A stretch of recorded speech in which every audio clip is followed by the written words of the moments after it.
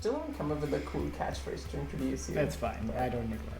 And you refuse to let me introduce you as the AWS expert every Yes. time, so I'm just like losing here. Welcome everyone to another great episode of the Do Better Dev Show. I am here on a beautiful, hot, sunny evening with Nathan. How are you doing, Nathan? I'm doing well. That was a very engaging intro. I'm impressed.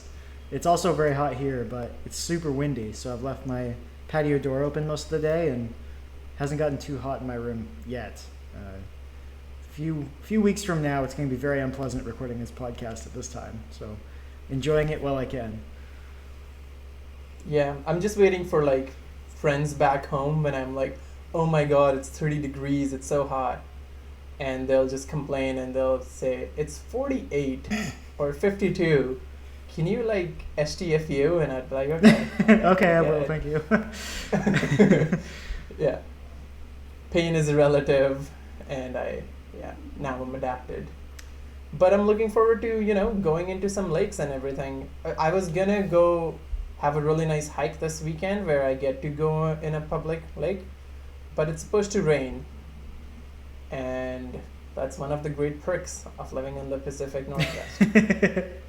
Plenty of rain at this time of year, and then summer kicks in. It just never rains for months, and I don't know. Yet somehow people who have always lived here seems to think it still rains a lot. Like, I swear it doesn't. It just in the winter. Yes, I think that's what they remember the most because that's when seasonal affective disorder depression kicks in. So that's and winter seems to last forever. Like it's June now. I want summer.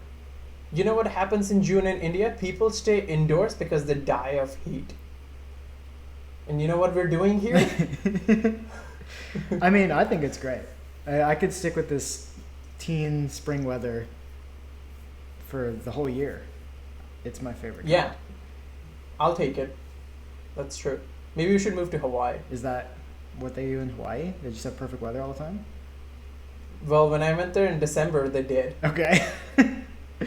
Maybe in summers they're hot, but you know what? Maybe we'll move there for 6 months and winters. Live in Canada. Do the whole snowbird thing. Exactly. We just need to make sure, our sponsors and people pay us enough. Right. Yeah. The Do Better stonks. They only go up. So I like this plan. I don't know if it's in the cards quite yet. Wait for the world to open back up, and then winters in Hawaii. Podcast right from the beach. Yeah, everyone, please pay us. In the meantime, did anything cool, interesting, or frustrating happen to you in the past week? Yeah, so I've got something frustrating. And then I think I had something cool. Yeah, I do. So the cool thing is going to be as expected, so I'll do that last. Go with the frustrating. Is it Rocket League? Yeah. Go with the... I was not going to mention it, but I had nothing cool, and I was like, I don't want to just complain about something frustrating. But the frustrating thing is work-related, or like development-related in general, which is frustrating when there are people who think that their bug reports are good enough to just bypass QA and go directly into the current sprint. So there's always that person in some company that is just like, I know how to report this bug, and no, I don't need QA to replicate it first. I'm just going to load it into the sprint. And because the rules at the company are bug reports have to be reproduced by QA first, and then they're loaded, a developer, like myself, may pick up a bug that's actively in the sprint, assuming it's been reproduced, spend a few hours being like, I can't seem to reproduce this in any way, and then finally reach out to QA and be like, is there something missing from this ticket? What's going on? I can't reproduce this. And they're like, I don't know, I've never seen this ticket.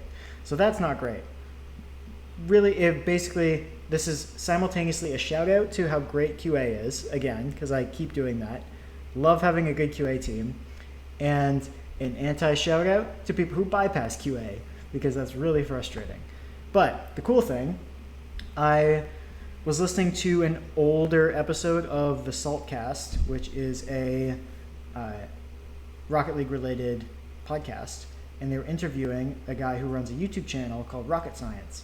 And this channel combines two of my current interests, because it's a guy who's going through school for software development and physics, I think, and has a channel about Rocket League where he works also on the primary Rocket League mod called Baka's mod, and so they have a bunch of plugins and stuff that they support. But he does a ton of essentially science about Rocket League, where there will be myths perpetuated, or even things from Psyonix, the company that made Rocket League and maintains it. They'll say, like, our hitboxes behave in this way, and then he'll run the code and look through everything and basically set up manual inputs with a bunch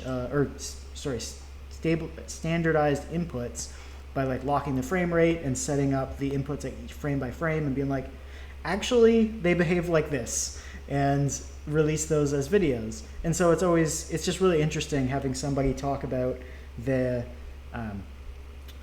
game that I'm currently playing all the time, while also talking about the like scientific development side of the game, which is what I do professionally. So it was a cool intersection of two things. It's pretty niche, but at the same time, I thought it was cool. So rocket science. I recommend it for anyone who is in the same weird little nerdy niche that I'm in. What about you? That sounds pretty cool. Also, anybody who knows you probably like things that are weirdly niche. Yes. Like the there's no question about it. Yeah, so I have a cool and a frustrating thing. I'll start with the cool thing. So I am constantly in love with the command line tool that Amazon built for EKS. And no, this is not some weird pitch. They're not sponsoring us so far, which is sad. But EKS-CTL, it just, because I generally dislike CloudFormation. I love what it gives you, but I don't want to learn another YAML syntax for a proprietary thing, write complicated long instructions. And seems like that's what you have to do if you want to build a Kubernetes cluster. And if you ever build one, you know there's a lot of moving components. And I don't want to do all that crap. So you know what I do? I go to EKS-CTL, I define a very simple YAML file of only components that are relevant to Kubernetes, and it translates them into relevant EKS, CloudFormation language, creates CloudFormation templates, so you still have configuration as code, and then runs them. And I recently had to use it to scale up my cluster, and all I had to do was change the number from nodes, desired amount from 2 to 3, and huzzah! And I had a nicely vertically scaled cluster, which was pretty cool. So that was something cool that I used.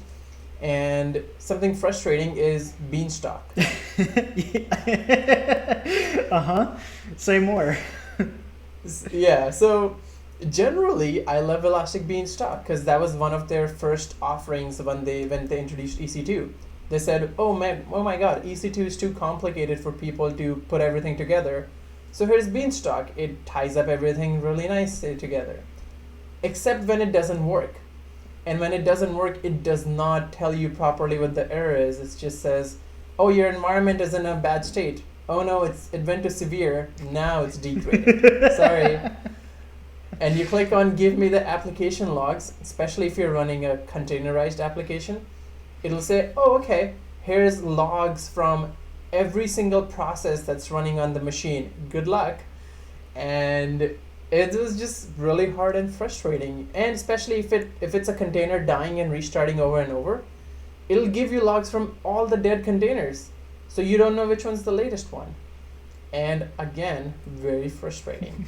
So that's been my latest problem with Beanstalk, where I want it to run a certain command before the container spins up. It gives me the syntax. I run it. It does not run the command. And the command doesn't behave like it should because I need it to run before and after the container has been spun up.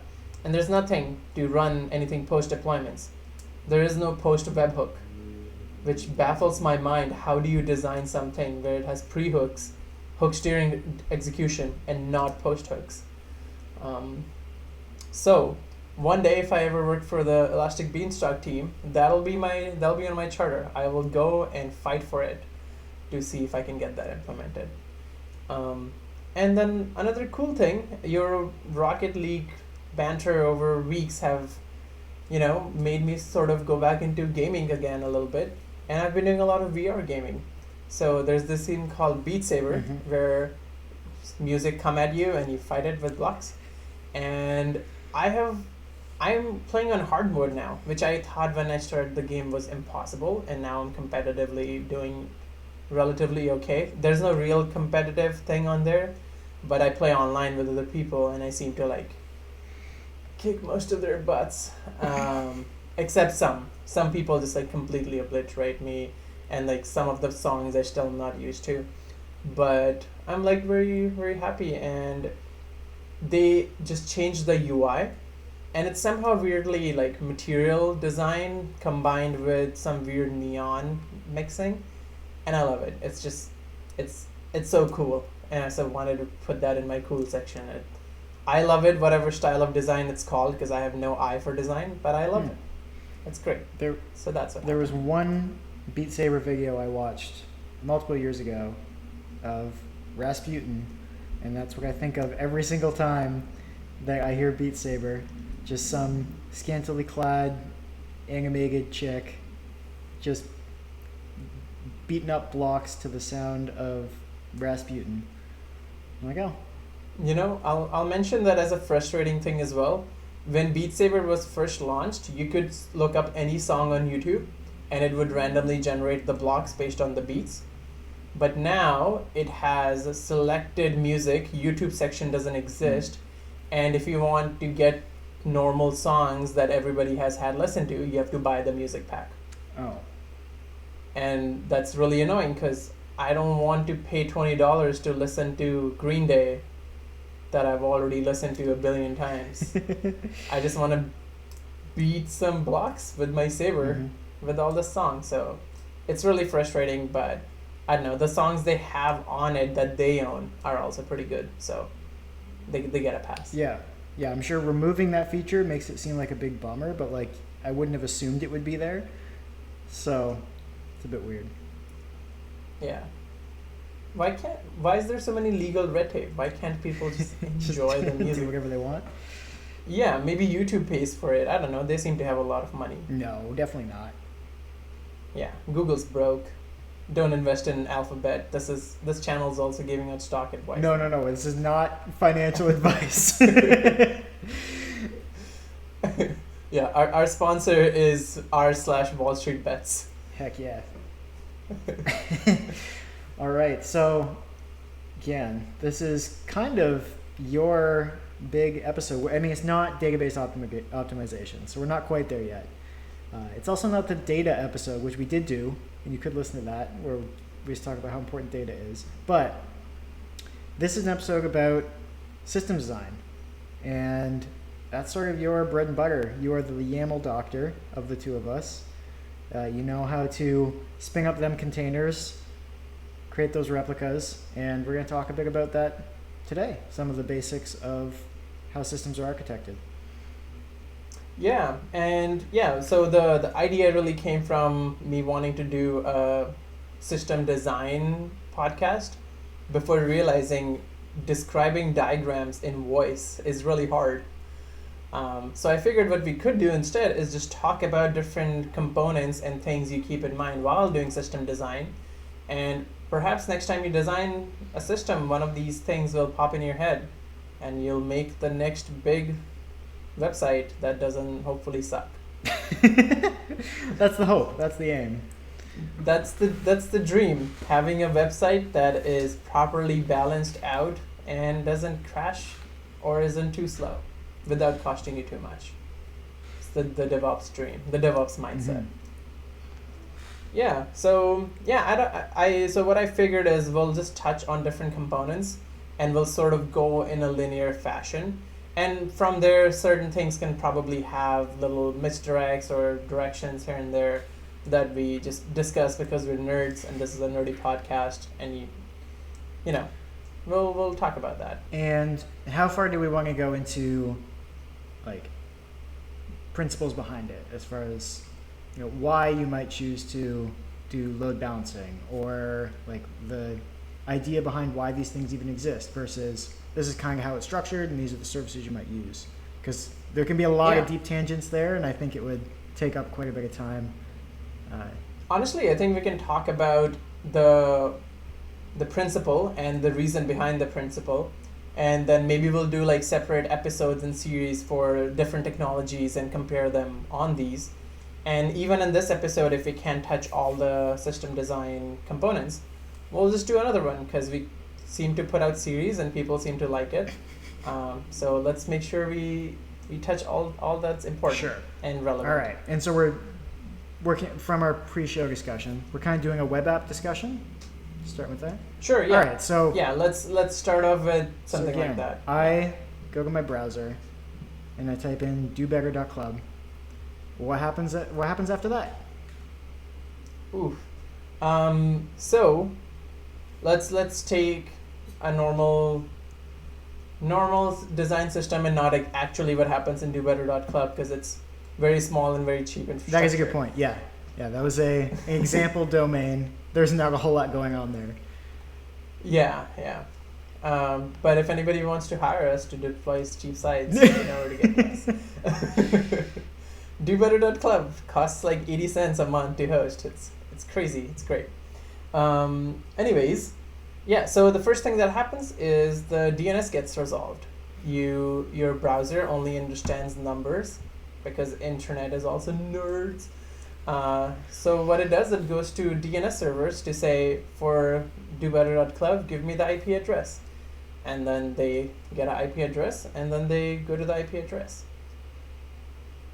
Should I just keep going, and then you stop me, or like how are we doing this? Yeah, so, I mean, if we're probably going to talk specifically mostly about AWS to keep it somewhat narrow. Yes. But for example, something to keep in mind with DNS lookups in AWS is you can also point to like different AWS services, or you can do load balancing at the DNS level. You can do canary deployments at the DNS level. You can do failovers at the DNS level. There's a lot of stuff you can do at the DNS level if you're solving simple problems on a small scale, or even with failover at a larger scale. This is the first entry point, and it actually can be a bit more useful. For the problem you're trying to solve, you may not need a full load balancer, for example. If for your particular problem, it might be fine to just do load balancing with DNS. And so the way that would work, at least on AWS, is you can list multiple things. So you have a entry that instead of pointing to a single endpoint, it's going to have a list of them, and it will just either rotate through them, or you can do weighted, and it'll weight them appropriately. And so you could do like a 5% canary, have traffic being sent there, and then everything started exploding on the canary. Let's not roll this out to the other locations. So there's a lot of cool stuff you can do with DNS, but the basics are absolutely the way that Gyan described it, which is I have a domain, but what is the IP for it? And that's the purpose of DNS. Yeah, and those are like excellent points on how Route 53 works. As you all also probably know, Nathan's now like the certified AWS architect. I should person, actually mention this. So one of my things I mentioned on a previous episode was that I want to take all of May off from doing anything too focused on like work-related things where I was overloading my brain with that. It was really focused on personal stuff for May. And I've done that. So I haven't thought about any of this AWS stuff in 31 days. This is my first time trying to discuss it. So if I forget absolutely everything, that's my excuse. So I'm explaining it with that. But you've had the DevOps mindset now. It never escapes. That's right, you. yeah. You will never forget any of this. Established 2019 in the fall. DevOps mindset. Yeah. It's like how your certificate will never expire because they know. Yeah, it says it'll expire in 3 years, but it doesn't. No. The spirit behind it remains. That's right. 3 years seems pretty generous given the amount of stuff they put out every few weeks. Yes, I will. Yeah, most of it will be irrelevant pretty soon. Yeah, we will not touch on that. We'll stay at the higher level principles. So DNS is where it gets resolved based on your DNS provider. You could have different things, but with the very basic case, you generally have a domain name pointing to an IP address. And so divider.club gets translated to an IP address, and in a normal, very basic deployment, that IP address will be to a load balancer or a reverse proxy. What the load balancer does and exists for is based on, so that it, how am I explaining this really badly? So it does what the it load sounds like it balancer does. balances load. Exactly. So if your website has 10,000 users and you have one machine serving all of it, maybe the CPU and RAM is too high and it can't handle it. So you create 2 or 5, 10 different machines to handle it. And then the load balancer is the smarty pants that sits there and is the bouncer. And so it says, okay, you have the VIP pass, you go to that server versus you go to some other server.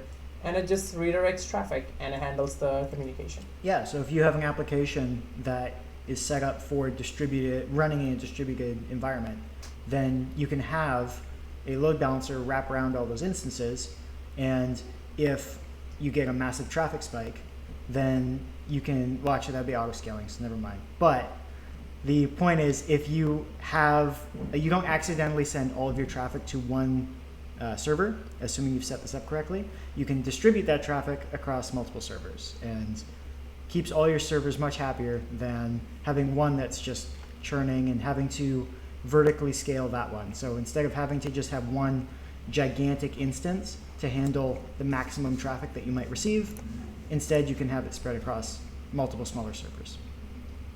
Exactly, and like depending on your use case, the load balancer can be configured to do load balancing differently. If your application has certain tie-ups that only server 1 or server 2 or whatever can handle, if they have some sort of even persistence on disk, you could have your load balancer say, for a given set of requests, only set it to load balancer 1. Yeah. And yeah, so like there's specific to AWS, I remember there's also stickiness. So you can have, like, if a particular client is hitting, say, an endpoint, and let's say they logged in, because this is the example I kept seeing in all the questions for the AWS thing. Users are logged in, and then they keep being logged back out. And the question is always, all right, they're essentially being redirected to a different instance behind the load balancer each time, and you can solve it a number of different ways, but one of them is using stickiness. So it'll just make sure that they always get routed to the same instance, instead of going to instance 1, then going to instance 3, and then going to instance 5, and then going to instance 2, and they just get logged out every single time they make a request. And then if they hit the same one, they'll still be good, but if they hit a different one, they'll be logged back out.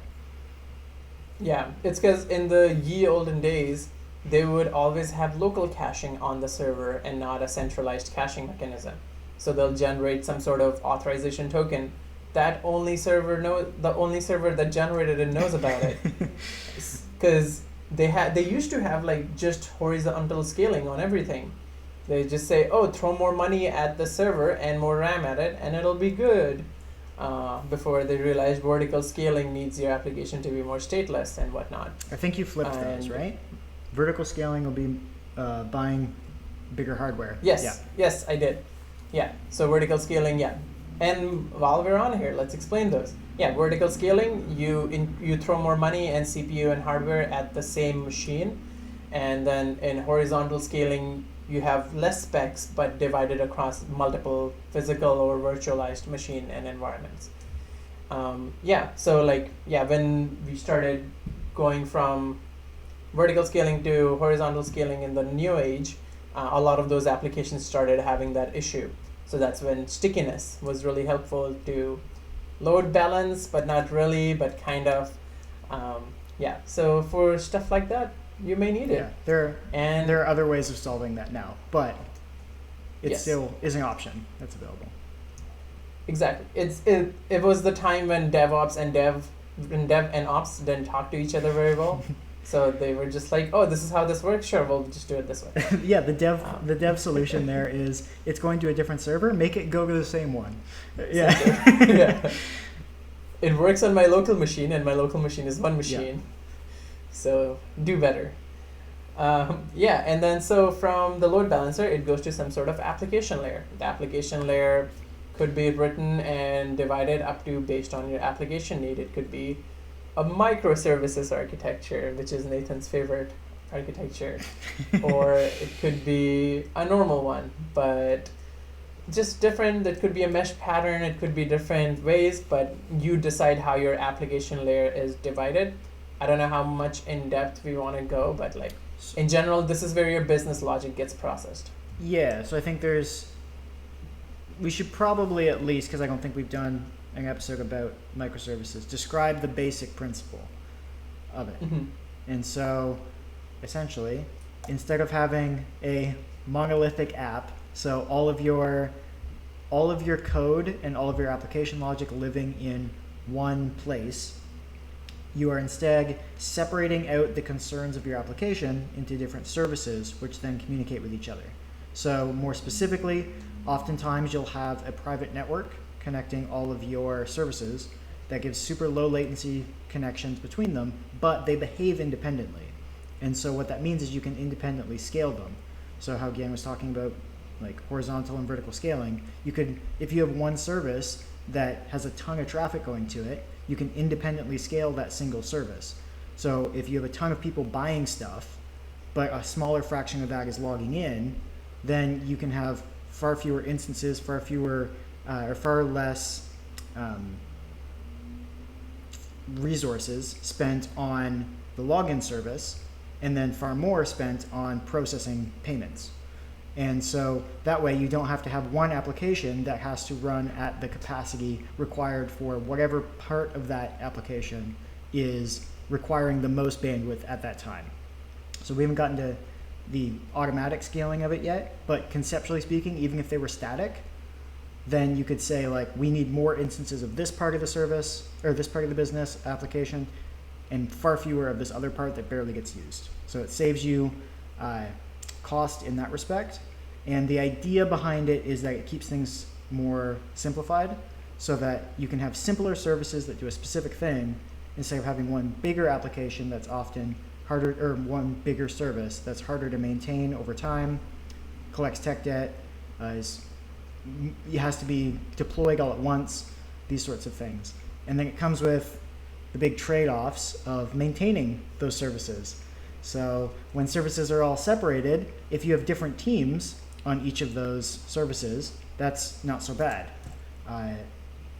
If you're, for example, you mentioned, if you ever work on the Beanstalk team, like if you have a team that's just for one service, in the case of looking from the outside in, that's how it appears to look at Amazon, then you're like, all right, cool, we're responsible for Beanstalk. We're not responsible for AWS. And same thing in your application. All right, we're responsible for the login flow. We're responsible for the customer acquisition, like landing page flow. We're responsible for payment processing. Whatever it is that you're responsible for, if you have one team responsible for that, that's great, because they can write it in whatever language they want. They can write it however best serves that requirement.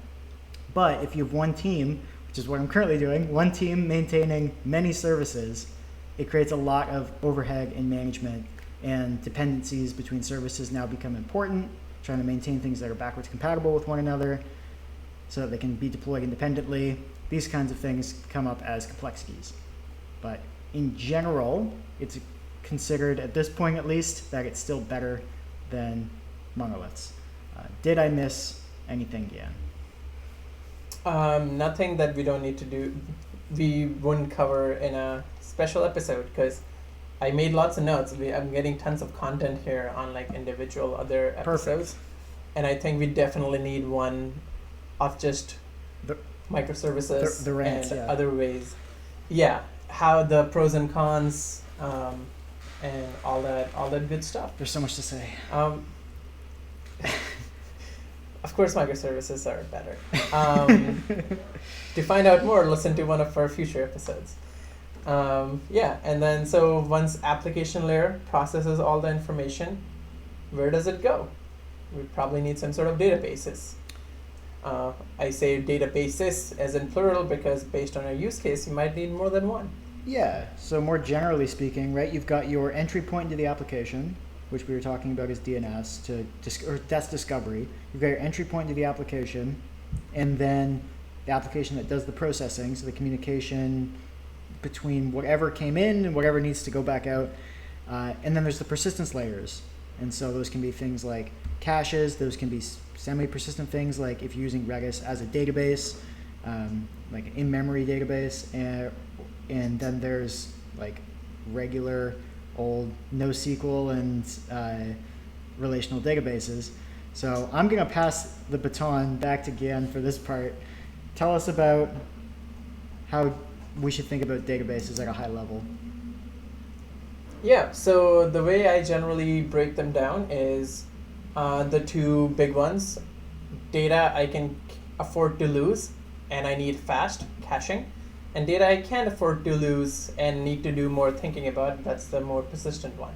So caching, Redis, literally any system design, interview, question, anything you ever talk about in your life, just say the magic word Redis and they'll just let you in. It is the best.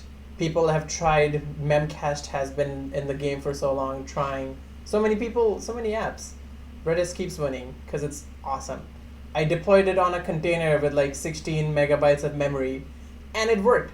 And it was great. And it kept storing everything that was needed of it in 16 megabytes. It's crazy. And if you need, that's like thousands if of you need rows. HIPAA compliance, which if you're in healthcare communications, you may, Redis has that, and Memcache does not. Just, yeah, Redis is great. If you have to do any sort of caching, look into Redis first or look at why you make certain life decisions. It's one or the other. So if you're not familiar with how it works either, it's just a key value store. So it's kind of like a giant object. Exactly. You throw in keys with values. You can do things like scoring for scored sets and get access things in a more dynamic way. But generally, you can just think of it as one giant dictionary, and it lives in memory. Exactly. And it's super fast. Yeah, because RAM is great, and everything stays in RAM. Like the slowest thing about fetching data from a Redis database is the network lag, which again is just crazy to me, and I love it. Anyways, I'll stop geeking over that, and then the other one is the more persistent layer of your data. And then depending on your use case, I usually break them down into three things. One, data, oh my god, this needs to be completely safe, secure, important, this cannot be messed around with, like payments or orders. And for stuff like that, you use databases that are ACID compliant and generally are SQL databases. So things like MySQL, Postgres, Oracle SQL, because you're enterprise and you've sold your soul. Microsoft SQL Server, because you're an Azure fanboy and can't seem to move off from it. Damn. I don't have strong opinions. But yeah, basically ACID compliant. If you want to know what that is, go Google it. We'll do a different episode on it. Basically, it just ensures that your data is in the most perfect real-time form possible. It doesn't get messed around. It doesn't get corrupted. When you write to it and somebody reads from it, the data is the exact same within even microseconds of differences. So that kind of data, do that. If you just have a whole bunch of data that you want to maybe do some sort of analysis later on, like tons of logs or I don't know, just information about people's preferences. Maybe you want to log every time somebody looks at a cat mat on your shopping website and you just know this person will sell anything with a cat face on it and you want to do analysis on it. Have something like a data warehouse. So a giant, generally NoSQL thing, could be like Amazon Dynamo or some other components like that, where you just throw things at it. Like even Apache Kafka is pretty great for that. You just throw data at it. Cassandra is also a big one that they use. And it can just store a whole metric ton of data and is really great for querying. It gives mostly eventual consistency. It doesn't guarantee that the moment you give it the data, the moment it's present for querying, but it just ingests, and updating information on it is really hard, and you don't look at it generally for like a while and not immediately real time. And then the third type is like moving data that you need more time series based, and that's when you have things like Elasticsearch or what's that other one people seem to like that has a black thing, Grafana. No, Grafana is the UI, but Prometheus. Yeah, so you use something like Prometheus, Elasticsearch to do that. Those are the big ones I generally categorize them as. Of course, when you're doing normal RDBMS, depending on the uptime and the flexibility of a data, people do choose Mongo and things like other NoSQL, which are pretty close to ACID compliant, just because they don't have to deal with schemas. But yeah, that's where usually the distinction is. Data I can't afford to lose, data I don't need to look at right now, and then data that gives me information on a consistent basis, more of a recording history. Yeah, data. One of the things I think about for caches is data that can be regenerated, can be refetched, these sorts of things, but is expected to be used again. So, I mean, you can cache everything if you want to, but then you have to worry about things expiring and having a stale cache. So if you do something like where every single time that something's fetched from the database, you throw it in the cache on the way back out, you can do that, but then you also have to know, like, is this something that can go stale? And do I have to time it out and worry about those sorts of problems? But generally speaking, that's what I'm thinking about is like, can this be recreated? So again, going back to the AWS examples that I kept giving, it was things like, should we we have these thumbnails that we're generating and we're caching them. Is that a good decision? It's like, yeah, because we can regenerate these. We don't care if they get lost. We still have the original files in S3. We can regenerate these with the Lambda functions that we're using if we need to, but in the meantime, we'll just keep fetching them from the cache, not pay for all that bandwidth. Yeah, and the moment you mention caching for images, guess what pops on everybody's mind? A CDN, that's correct. Right. Nobody answered, but okay.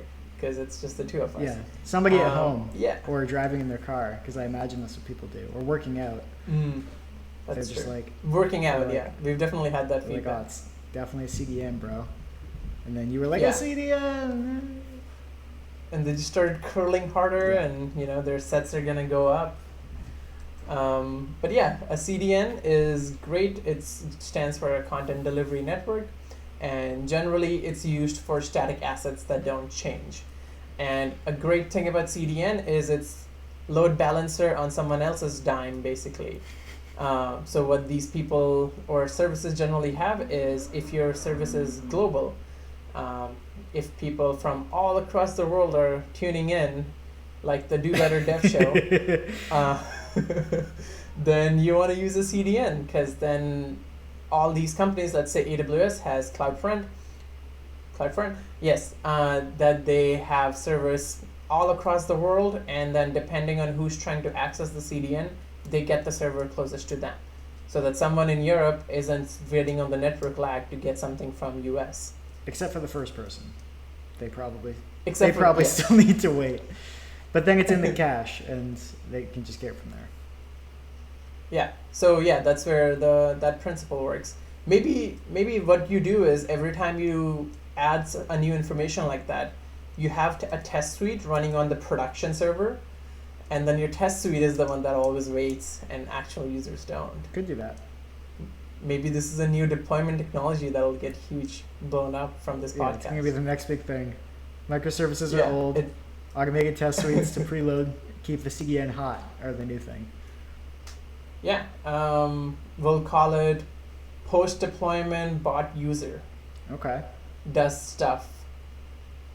Makes site faster. Makes site faster. All right, yeah. I think it's catchy. It rolls off the tongue.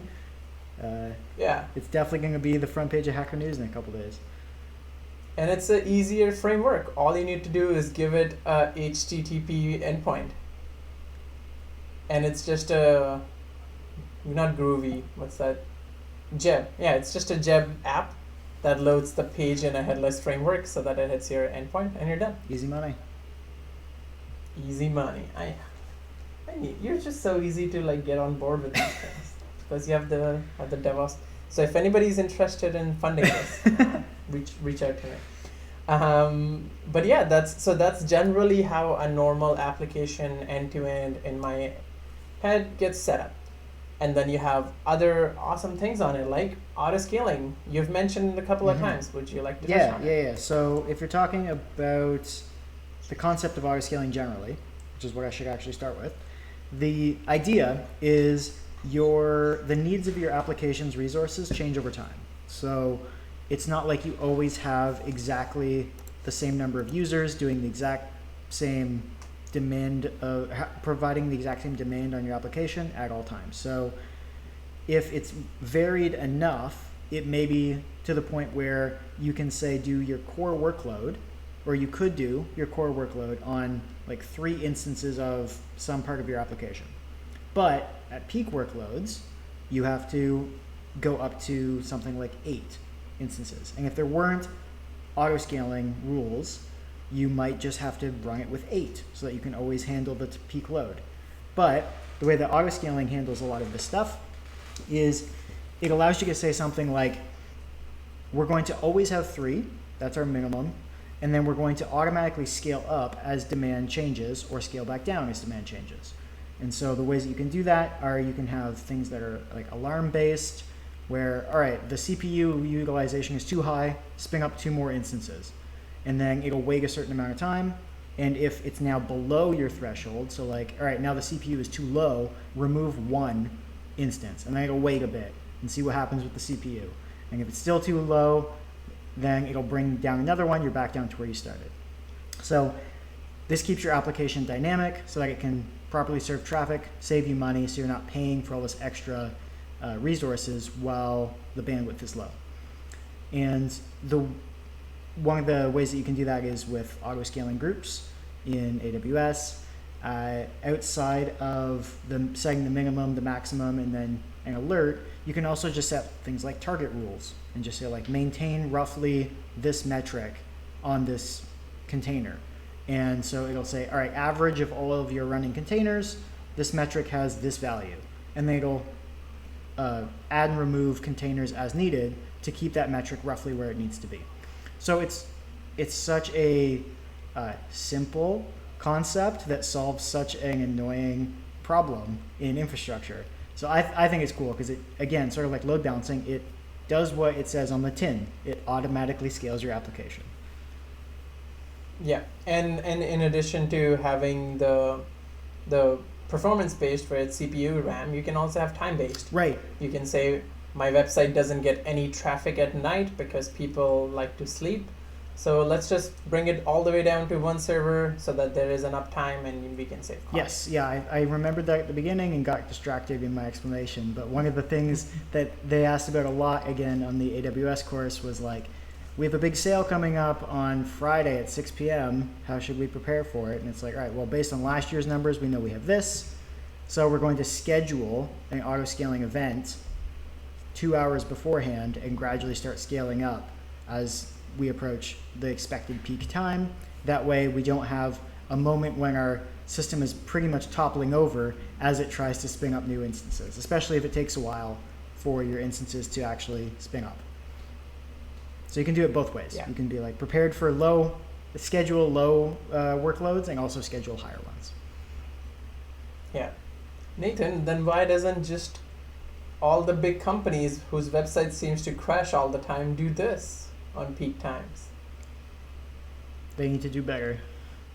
They need to do better. They need to hire the Do Better club owners. Yeah, just go in their extremely complicated infrastructure, just look at their load balancer and just be like, it's set to 98, it should really be 102. Just add more 4 servers. Download more RAM.com. Download more ram.ca.com.org. Yeah, and then final thing on my list for system design components that everybody should keep in mind is logging and alerting. And those are the most crucial things you need to add once everything's in place, because they ensure things stay in place. So yeah, having your logging is extremely important so that you know when something goes wrong, you know why. Or if you want to identify patterns, you want to maybe see how much time people are spending on certain pages, and like Nathan mentioned before, on different components that you may want to scale up or down the services on, then logging is really great for that. Alerting, on the other hand, is very important. If you somehow get, 10 auto-scaling servers and it just keeps going up, and things are breaking, and it keeps going up. And you're at home sipping martini because you think your DevOps infrastructure is unbreakable, and then you need these. So you get a PagerDuty alert on your phone or Datadog alert, and you start freaking out and you start working on it. So alerting is what you put in to ruin your time at home, so that when you go back to work, you don't get fired. Exactly, yeah. So I don't know about you, you might disagree, but if I were recommending where to start with something like alerting, it would be at least make sure that you have health check and liveness probes on your containers, so that, for example, if they're in a crash loop back off situation and then you're listening for that and logging it out somewhere, you actually know that things are not serving any traffic. Because if it's just silently doing that in the background and your application's down and you don't know unless you try to use it, that's going to be a problem. Yeah, definitely. And like, yeah, very basic alert is always, is it up? Mm-hmm. There's websites, I think and you can set up, which basically just do a HTTP poll on your website. So even if you don't want to go through the process of setting up Datadog and like system level monitoring, have a basic check so that it hits your website every couple of seconds, and if it or minutes, and if it goes down more than 3 minutes in a row or something, it should send you an alert. You should know when your service is down before your customers do, or else they will definitely tell you. Yeah. So yeah, I don't want to do too much into logging and alerting right now, because I feel like I can go into a lot of tangents. But yeah, do you think we've missed, or can you think of any other system design component layers? We didn't touch too much on the specifics of the application layer. We kind of glazed over that, but I think that's probably fine. Like, there's a lot of different things you can put in there as far as services go. Like, exactly. It's really noisy over here right now. As far as things offered by AWS, like if you wanted to make a REST API and you're going to use, API gateway backed by Lambda, or you're going to use your own application logic. Like, there's tons of stuff we could go into, but I think generally speaking, if you're saying like this box on this diagram is my application that holds my business logic, I think that's probably enough at this point. Everything else around that is going to be what we already discussed, and what's around that is everything to do with virtual private clouds and networking.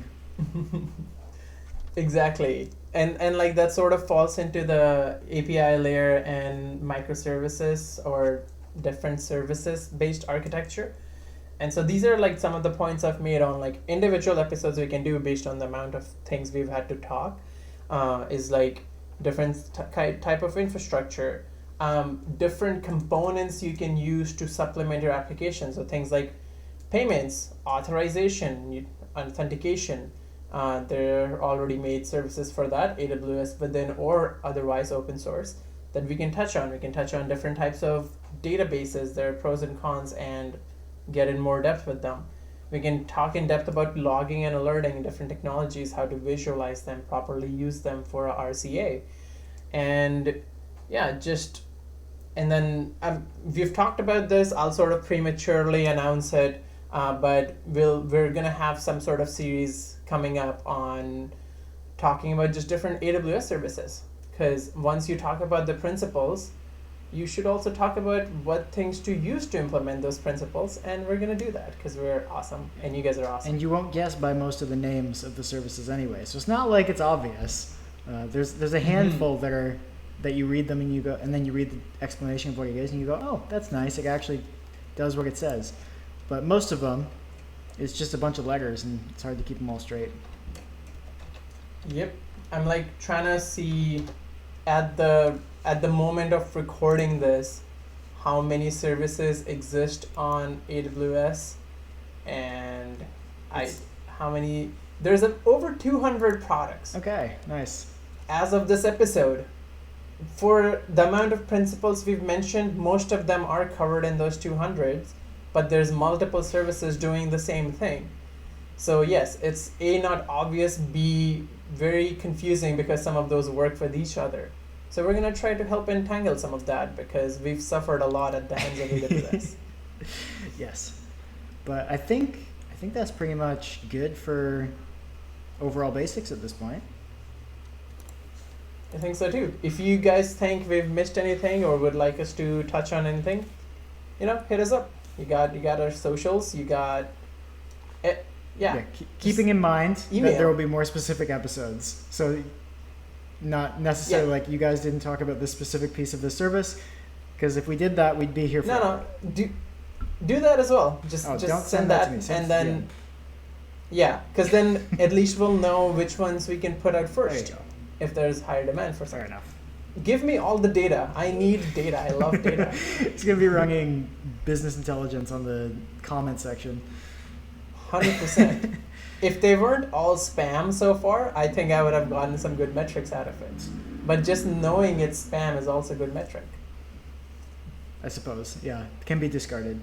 But I think that's enough of that. I need to know what you've done better, what you're gonna do better, and how you're gonna keep this recursive process going. This is the only recursive process with no exit condition. Or I guess the exit condition is death. So I'm going to keep doing better without that morbid note. What I did better was I said I'll do one hard hike. And people who are actual hikers on the West Coast will probably disagree with me on this. But I did the Garibaldi Lake. It was my birthday. I wanted to do something memorable. And I found it kind of hard because it's about 19 kilometers with a 1,000 meter elevation or a little over 1,000 meters. And I got tired, man. It took me 2.5 hours to get up top because I just pushed through. And I wanted to go dip in the very cold lake. What I didn't realize this is Canada and it was all snowed up there. And the lake was snowed in and it was frozen. So I couldn't do that because I don't live in Greenland and I don't know.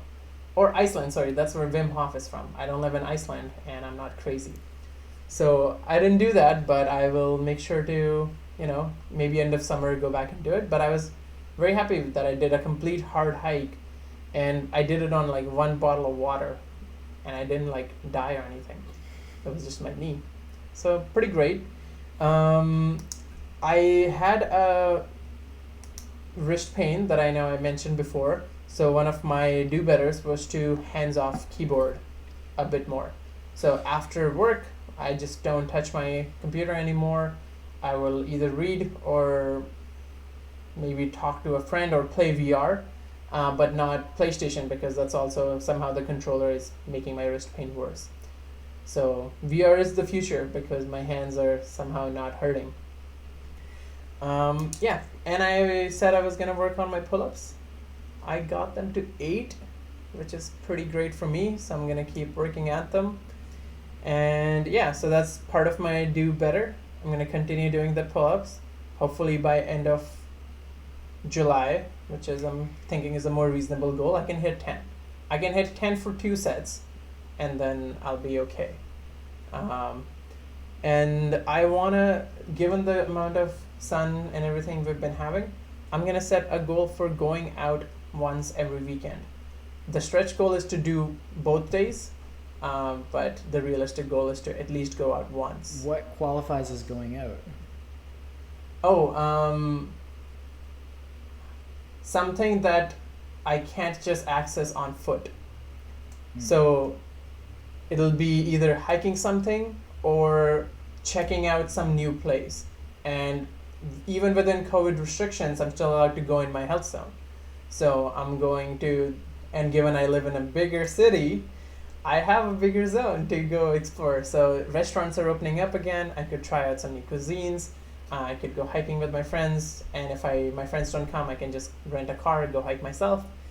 And maybe do a little bit more biking and everything. But yes, I want to make sure it's neither me just sitting at home playing video games because I got venture for that, or I don't know, just going to the nearest park, sitting there reading a book, because I'll do that anyways in Ventures too at times. So I'm just gonna make sure I do the same thing but somewhere new so that I can have a little bit more local feel of knowing where I live. And finished the book. Like, thanks for the feedback. I'm like 70% through, and I keep going back certain chapters because I like it. So I think at this point I'm just gonna return the book back to the library and buy my own copy, because I think this is one of those where I'll be going back to it over and over. Yeah.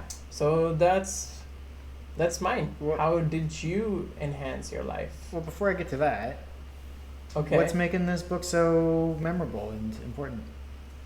It just feels very practical examples. It's like feedback is one of those things where, with all humility, I've mostly only ever had positive feedback. Like, I generally never really get negative feedback at work, even in interpersonal relationships most of the time. So when I do get something even slightly negative or something, I feel very attacked. Immediate defense mechanisms popping up. I can live alone, you don't have to be in my life, kind of things. And this book has like certain examples which are also triggering me. But since there's no one around, I can observe myself and just say, oh my God, this is what's happening. And they're right. And I need to do better at observing these and catching all these instances. So that's where it makes me want to go back and read certain things, because I enjoyed those sections. And then I look at them and say, aha, okay, that makes sense, and I can be more mindful of these.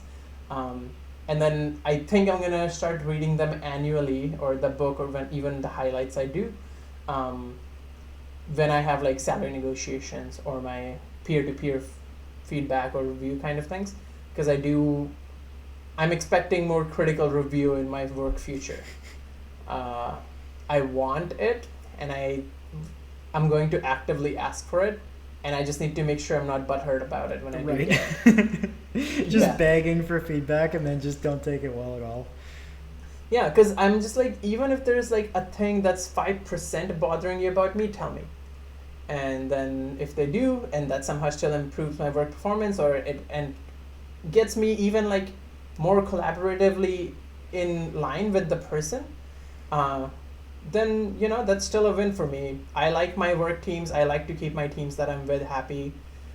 So if there's even something slightly that I don't know about that's bothering them, like me talking too much about VR or something, then I'll just be like, okay, this is not the person to talk about it, and that's cool. I'll just talk to them about other things, or not talk to them, whatever their preference is. But within the work scenario kind of thing, or maybe they don't think I take enough responsibility for something or whatever. But yeah, I'm going to do that more. I don't think I'm ready yet where I'm going to do that with my friends or personal relationships, because if those go sour, I don't have anything else to latch on to. At least at work, I can have the co-worker thing to always have. But yes, once I get to a better emotional maturity, maybe I'll do that in my personal relationships and just be like, guys, how do I do better? What about me bothers you? Don't answer that. This is not a question for you. This is not an open discussion right now. Rhetorical question. I'm not even like give you the opportunity. You cannot, unless you're outright offended by something. You cannot tell me that. All right. Then this sounds like a very appropriate book. Good thing you've read it. Yes. Yeah. So yeah, I had some things I'd mentioned over the past month, because that kind of got all lumped together as just general themes for May. And so one of my goals for May, I'll start from the top of my list, which this one is boring, but again, Rocket League related. I just wanted to get platinum in all the playlists. So I did that. I'm basically just riding the line between low plat, high gold in ones, but at some points it's platinum, so I'm like, it counts, good enough. And the weird thing is that my twos is almost diamond, and I'm like, how am I so bad at the other two game modes, but twos is going well? Whatever. So that happened. I wanted to get something off my shopping list from this past weekend, and I did, and it was a bunch of camping gear. So now I actually have like a tent and sleeping bag, the basics that I need. This weekend, my plan, this is one of my do-betters, is pick up a water treatment product. So I'll basically look at what the offerings are, because the different ones have different mechanisms and styles of how you use them. Find out the one that makes the most sense for how I want to use it and how I want to pack and that sort of thing. Pick one out and I'll take care of that. There's still some other things on the list that I'll need before going on a big hike, but this was a good start. So that's been good because I've been putting off, for context for anybody who doesn't know, I have done a lot of really long hikes where I'll hike for like a 12, 16 hour day, but I've never done an overnight hike because I didn't have any of the equipment for doing an overnight hike. So one of my plans for the end of the month is to, I swear, things happen as soon as I start podcasting. I'm like, oh, dogs are barking, motorcycles are going by, people are screaming in the hallway for no reason. Maybe the dogs just want to go camping with you. Maybe just that. It's like, oh, he's ready to go overnight camping. That's my favorite. So anyway, end of the month, one of the goals is to do the Juan Fuca Marine Trail. That'll be an overnight hike, but my hope is that because it's kind of simplified, it won't be too bad as an initial introduction. So like they have bear boxes along the trails or at the campsite, so I don't have to worry about, roping up my gear and that sort of thing to keep it out of the way of bears. And each campsite is fairly close to a road. So if I really need to get back out at some point because I have run out of food or done something stupid, I can at least more easily find my way out than if I'm in the middle of Strathcona Park, which that's my plan for later once I've had a practice run with this one. But for this month, that's the goal. I continued to learn more about camping, which was just generally something I needed to do. Wanting to eat more fruit. I've been eating an apple a day, so I haven't seen a doctor since last week. I think we're doing well. Yeah. All doctors hate this guy. That's right. Doctors hate him. This was not a goal, but I wrote a bunch of documentation, and since we recently did a documentation episode, I felt like I should just bring it up so that, practicing what I preach. We need to update our development process at work, and we had a meeting to discuss it, and the action item upon leaving the meeting was for me to write down everything we agreed upon, and so I did that. So that was one of the big things, and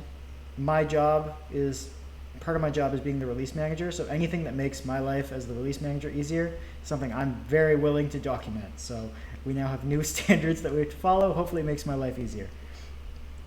I obviously had the goal of going on a date in May, and it got real close, but she bailed. So unsuccessful, but I tried.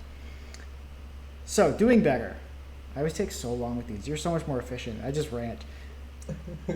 Well, because I just don't do enough better. That's the problem. You're doing much better at life, and that's why you have much more doing better. Well, maybe, or I just make smaller goals. But things I want to do better at. I'll try to not make this sound as depressing as it was when I explained it to Gyan.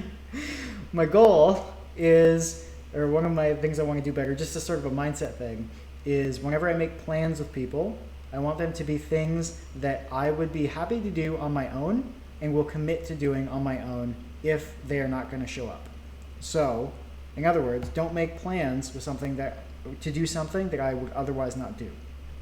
And so my hope with that is I'm struggling a lot right now with people not being available, people having other things going on, people bailing on plans, people being hard to get a hold of.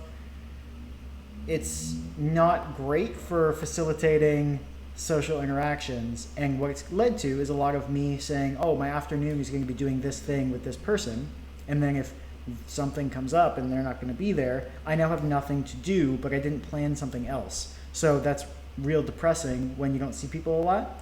So what I'd like to have now is like, all right, whatever I say I'm going to do with that person, if they bail, I'm still doing that thing. And my hope here is twofold. One, I'll actually still have something to do. And two, if I meet anybody there, there's a decent chance that they're the sort of person who would do that again in the future. So I did this a lot with climbing back before I stopped going to the climbing gym. I would go to climbing. Oh, I met somebody at climbing. Turns out I'm going to see them next time I go climbing too, because they're always there at the same time. And now I have a friend at climbing. So that's been a big thing that I've missed. If I can apply this to other things, that would be great, because it worked really well there. I'm going to, after taking May off from AWS stuff, I'm going to start preparing for the AWS developer certification. So it'll be initially remembering what I forgot, and then regretting this decision and studying a bunch, and I'm at least going to get 2 of the 3 certifications this year. After doing the first one, I was actually preparing for the first one. I was like, I don't think I want any more of these, but it was very useful. I did learn a lot, so I'm still going to do the next one, even though I don't want to. And yeah, water treatment solution, that was one of the things I already mentioned. And I want to start learning a new song on guitar, because I actually haven't tried learning a new song since the last time on the show I said I was going to learn a new song. So I'm going to say it again, and I will go learn a new one. I'm thinking something by Bare Naked Ladies, and other than that, But last time you did Lonely Island, and I loved it. yeah. So I did that, and I still enjoy playing that. I think I may have actually learned Castle on the Hill since then, so I play that a lot. But I would like to learn a Bare Naked Ladies song, because I listened to them a lot growing up.